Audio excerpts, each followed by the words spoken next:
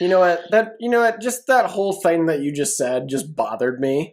And it brings me to a question that I really wanted to ask, and I can't think of a better time to ask it than now as we're about halfway through the episode.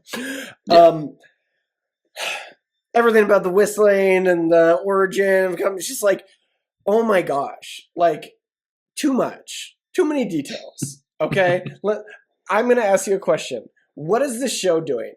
Is it entertaining or is it pretentious? Because oftentimes it really leans pretentious to me. And I think there is something to be said about so many details. And you can feel so many details that have gone into this.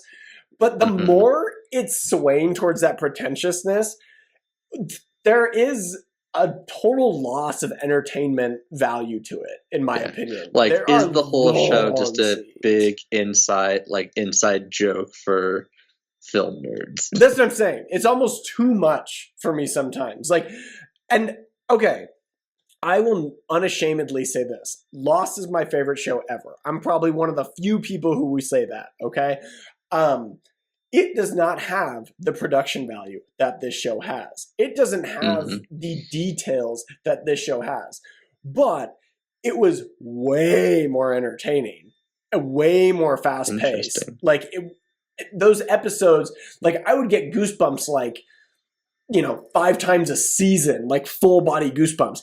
Through 2 seasons, I've gotten goosebumps for a fraction of a second through this entire show. Through 2 seasons. And it's supposed to be so dramatic. But is there a point where it's like everything's so drowned out in like color and what song is this? And everything's so like squarely and angled. And like I had a friend who told me that the first shot of season 2, where he's running through the hallways, took 5 months to shoot. And that the show Hmm. has this season has a $200 million budget, one of the largest budgets ever for a TV show. And if I were to Yeah. walk away from that season and you told me it cost $200 million, I would say, I'm sorry, I am not $200 million entertained worth, even to a fraction. Where if you told me you spent that kind of budget on one of the Game of Thrones seasons with just these immaculate, massive settings, and the CGI has to be insane. It just Hmm. feels like, to me, and this is me, I know everyone who's listening to this who likes the show, like they're gonna hate on this, but this is me just as a common bro, the people's champ to an extent. I feel like I need to take a stand partially and just say, is there too much pretentiousness in this show? Yeah. Or like you said, is it just what they want it to be? That was So my rant I had to get out. no, it's an interesting question. I do have a opposite take that you have. There are two things. Yes, they are playing with House of the Dragon level money, where 300 million dollars, I think, is kind of where a lot of those seasons end up for House of the Dragon, and definitely the later seasons of Game of Thrones were playing with that much cash. I do agree that it's strange that this show costs that much. I don't know if that's just because it's Apple and they don't know how to not spend $1 billion on something, or if it because you would think that with the production that they have, like everything looks incredible, everything is very neat, the set design is very well done, but you think that it would be able to be done on a pretty cheap budget, actually. Yes. um okay, Lauren is saying that season 2 of Game of Thrones had around a $70 million budget, so still, like, so we're talking more than early Game of Thrones. The I have an opposite take to you in terms of, is it just being pretentious for the sake of being pretentious? Is it just one big inside joke? I do think that there are some things in the show that are fun. Like, I didn't know about I knew the song Wreck of the Edmund Fitzgerald, but I didn't really know that that was the song that they were whistling. I was like, oh, like I recognize this tune, but I didn't know the name of the song, I should say. And then did that research. And I think that's interesting. I do kind of actually like it. That works for me when TV shows or movies do that, where they are paying homage to something like that.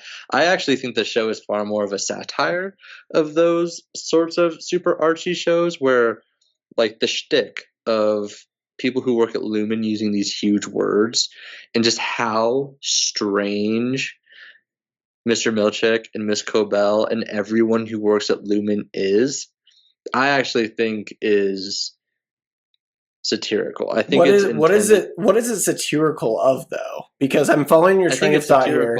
I think it's trying to me, I find it funny because I feel like it's poking fun at the prestige television of the very like, oh my gosh, we're gonna be super Shakespearean and we're gonna use these big words and everything is going to be weird, but everything that is weird is going to have a purpose.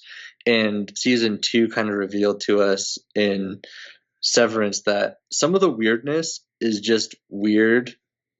It's just weird. It's weird because it's weird. It doesn't actually have a deeper meaning, a lot of it.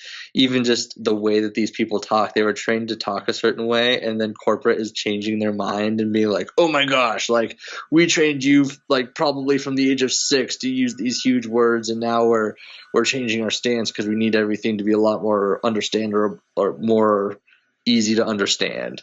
And so I think that it's funny, right? It's really funny when Miss Cobell, there's that scene where Devin and Mark Scout are standing outside and they're looking at Miss Cobell and she's like very slowly telling them about Cold Harbor, but everything is like a really long pause, and she's like long pausing, and that actress has great gravitas about her. This like there'll be that scene and then they'll cut to Mark S and Devin like looking at each other like, why is she talking so slowly? Why is she not saying things? Mm-hmm. To me, and that's kind of a hint of the show is very aware of some of the artsy things that it does. It seems to poke fun. Okay.